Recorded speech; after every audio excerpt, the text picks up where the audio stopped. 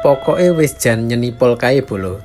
Ya menawa ning antarane kabeh gedung Bali Desa sing enek ning sak Kabupaten Nganjuk, Bali Desa ning Desa Sidokare Kecamatan Rejoso iki sing paling nyuweni.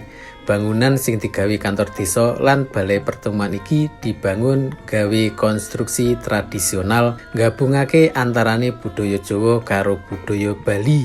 Sing bagian pageran ngarep iki aku ngaranine ya mirip-mirip kaya bangunan candi ngono kae. Lanjut ning bagian pendopo bolo.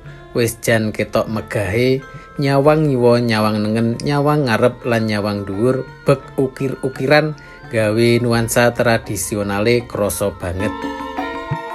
Lah terus sing panggon guri iki ya disediani taman gawe ngedemne pikiran sing umep sampai kemedul ngono kae lho bolo. Biasane taman iki digawe panggonan selfie ya karo cah nom-nom kuwi.